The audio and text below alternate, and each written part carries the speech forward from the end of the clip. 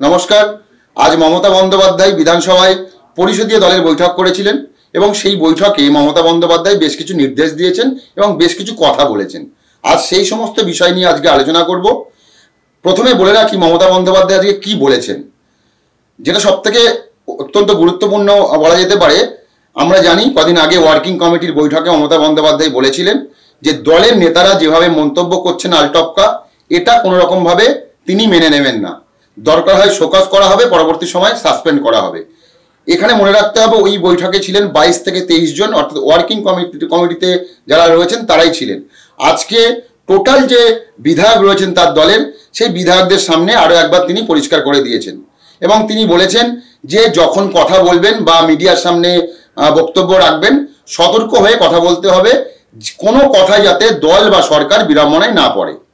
পরবর্তী পয়েন্ট যেটা, যে 26-এর নির্বাচন সামনে, অর্থাৎ 2025 সাল, এটা ডিসেম্বর মাস, 26 আসতে খুব দেরি নয়, এখন থেকেই 26-এর জন্য তৈরি হতে হবে। এবং 3 নম্বর পয়েন্ট, অত্যন্ত গুরুত্বপূর্ণ বিষয়, যে বিষয়টি হচ্ছে আজকে মমতা বন্দ্যোপাধ্যায় বিধানসভায় ছিলেন, কক্ষে তিনি উপস্থিত ছিলেন। সেই সময় খাদ্য দপ্তরের একটি বিষয় নিয়ে আলোচনা হচ্ছিল, প্রশ্নোত্তর পর্ব চলছিল। এক বিধায়ক প্রশ্ন করেন খাদ্যমন্ত্রী রথীন ঘোষকে, কিন্তু রথীন ঘোষ যে উত্তর দেন সেই উত্তরে সন্তুষ্ট হননি মমতা বন্দ্যোপাধ্যায়। ভরা কক্ষের মধ্যে মমতা বন্দ্যোপাধ্যায় বলেন যে উত্তর ঠিকঠাক হয়নি, আমি বলে দিচ্ছি। তখনই মনে করা হয়েছিল মমতা বন্দ্যোপাধ্যায় এই বিষয়টা নোটিশ করেছেন এবং পরবর্তী সময় এই বিষয়টি যে বৈঠকের কথা ছিল বিধানসভায়, সেখানে বলবেন। ঠিক তেমনই মমতা বন্দ্যোপাধ্যায় বলেছেন যে দলের বিধায়করা যখন বিধানসভায় প্রশ্ন রাখবেন, সেই প্রশ্ন যেন অত্যন্ত গুরুত্বপূর্ণ হয় এবং ভেবেচিন্তে প্রশ্ন করা হয়, এবং যিনি উত্তর দেবেন অর্থাৎ দপ্তরের মন্ত্রী, তিনিও যেন সঠিক উত্তর দেন, যিনি প্রশ্ন করছেন তিনি যাতে তার উত্তরে সন্তুষ্ট হন। এই বিষয়টি আজকে পরিষ্কার করে দিয়েছেন মমতা বন্দ্যোপাধ্যায়। এবং এখানে একটি বিষয় তিনি বলেছেন যে এরপরেই যে আলটপকা মন্তব্যের যে বিষয়টা বললাম, এরপরেই তিনি সিদ্দিকুল্লাহ চৌধুরীর উদ্দেশ্যে বলেন যে আপনি যে কথা বিধানসভায় বলেছেন সেই কথা আপনি ঠিক বলেননি। অর্থাৎ কয়েকদিন আগে বিধানসভার মধ্যে তোমার বাংলাদেশ ইস্যুতে তোমার সিদ্দিকুল্লাহ চৌধুরী একটি মন্তব্য করেছেন, সেটা না বলাই ভালো। সেই মন্তব্য কোনো রকমভাবে মমতা বন্দ্যোপাধ্যায় পছন্দ করেননি, তা আজকে পরিষ্কার করে দিয়েছেন। এখানে অত্যন্ত উল্লেখযোগ্য বিষয় যেটা হচ্ছে, মমতা বন্দ্যোপাধ্যায় এই বৈঠকের মধ্যেই বলেছেন যে ছাত্র এবং যুব এটা আমি সাজিয়ে দেব। এখানেই দলের মধ্যে অনেকের প্রশ্ন যে ছাত্র যুব এক কথাই বলতে গেলে অভিষেক বন্দ্যোপাধ্যায় দেখেন সেখানে মমতা বন্দ্যোপাধ্যায়ের কাছে এমন কি খবর হলো বা এমন কি তিনি ইনফরমেশন পেলেন যে আজকেই তাকে বলতে হলো যে ছাত্র এবং যুব আমি সাজিয়ে দেব। এইখানে কিন্তু এই বিষয়টি নিয়ে দলের অন্দরেই বিভিন্ন রকম তোমার আলোচনা শুরু হয়েছে, কুটকাচালি শুরু হয়েছে। এবং এই বিষয়টি কেন মমতা বন্দ্যোপাধ্যায় মনে করছেন ছাত্র যুব এখনই সাজাতে হবে এবং তিনি সাজিয়ে দেবেন, যেখানে অভিষেক বন্দ্যোপাধ্যায় মোটামুটিভাবে এই ছাত্র এবং যুবটা দেখে। এটা গেল একটা পার্ট। আরও একটা বিষয় অত্যন্ত গুরুত্বপূর্ণ, যেটা হচ্ছে মমতা বন্দ্যোপাধ্যায় আজকে বৈঠকে বলছেন যে কেউ কোনো রকম কোনো ইনফরমেশন শেয়ার করবেন না, সে যেই ফোন করুক। অর্থাৎ কে ফোন করছে নেতাদেরকে এবং তাদেরকে সেই ইনফরমেশন দেওয়া হচ্ছে, এই বিষয় নিয়ে মমতা বন্দ্যোপাধ্যায় তিনি কিন্তু পছন্দ করছেন না। এরপরে অত্যন্ত গুরুত্বপূর্ণ বিষয় তিনি যেটা বলেন যে কোনো প্যাক ফ্যাক আমি বুঝি না। অর্থাৎ তিনি বলছেন কোনো প্যাক ফ্যাক বুঝি না, এখানে নতুন করে কিছু বলার নেই। কারণ আমরা জানি গত তোমার 19-এর লোকসভা নির্বাচনের পরে এই প্যাক বিষয়টা আমাদের জানা। অর্থাৎ আইপ্যাক বলে একটি সংস্থা যা অভিষেক বন্দ্যোপাধ্যায় তিনি নিয়োগ করেছেন বলে আমরা জানি, সেই আইপ্যাক সম্পর্কে তিনি এই মন্তব্য করেছেন বলে আমি বলছি না, কিন্তু প্যাক ফ্যাকে আমি বুঝি না বা প্যাক ফ্যাক কি আমি জানি না।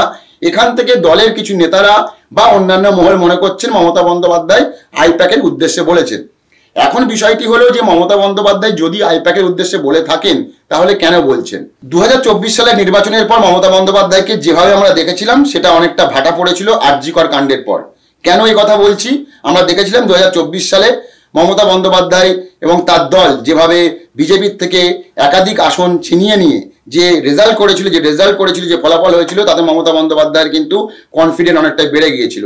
এবং সেই জায়গা থেকে দেখা গিয়েছিল প্রকাশ্য সমাবেশ বা বিভিন্ন বৈঠকে দলের নেতা মন্ত্রীদেরকে ভুল ধরিয়েছেন এবং তখনই মনে করা হয়েছিল যে এখন থেকেই মমতা বন্দ্যোপাধ্যায় নিজের হাতে রাশ রাখবেন, কারোর বেয়াদবি এই শব্দ ব্যবহার করতে কোনো অসুবিধা নেই, বেয়াদবি তিনি সহ্য করবেন না, সে দলের মন্ত্রী হোক, সে দলের নেতা হোক। কিন্তু পরবর্তী সময় দেখা যায় আরজিকর কাণ্ড, যে কাণ্ড হওয়ার পরে অনেকটা রাজ্য সরকার বা শাসক দলের বিরুদ্ধে আঙুল উঠেছিল এবং মমতা বন্দ্যোপাধ্যায়কে যেভাবে আমরা দেখছিলাম অনেকটা সেই জায়গা থেকে তিনি পিছু হটতে হয়েছিল, কারণ সেটা পরিস্থিতির জন্য। পরবর্তী সময় দেখা গেল আবার অক্সিজেন পেলেন মমতা বন্দ্যোপাধ্যায়।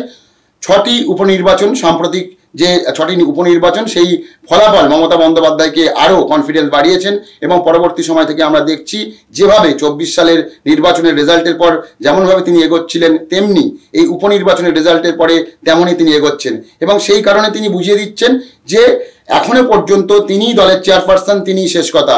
এ কথা আমি বলছি না, মমতা বন্দ্যোপাধ্যায় আজকে বিধানসভার যে বৈঠক ছিল, বিধানসভায় যে বিধায়কদের নিয়ে বৈঠক ছিল, যেখানে সুব্রত বক্সী উপস্থিত ছিলেন, তিনি পরিষ্কার করে বলেছেন যে আমি দলের চেয়ারপারসন, আমি শেষ কথা। অর্থাৎ এই যে শাসক দল বা তৃণমূল কংগ্রেসের ক্ষমতার কেন্দ্র এখনো পর্যন্ত এক জায়গায়, দু জায়গায় নয়, তা কিন্তু মমতা বন্দ্যোপাধ্যায় পরিষ্কার করে বুঝিয়ে দিলেন।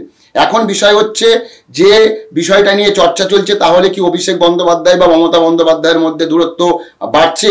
এই বিষয়টা বিভিন্ন রকমভাবে বিভিন্ন মহল ব্যাখ্যা করবে, কিন্তু যেভাবে আমরা দেখেছি বা যে সমস্ত প্রতিক্রিয়া আমাদের সামনে আসছে তা থেকে একটা বিষয় পরিষ্কার, মমতা বন্দ্যোপাধ্যায় এই মুহূর্তে দলের নেতাদের বুঝিয়ে দিচ্ছেন যে তিনি শেষ কথা, তিনি যেভাবে বলবেন সেভাবেই দল চলবে।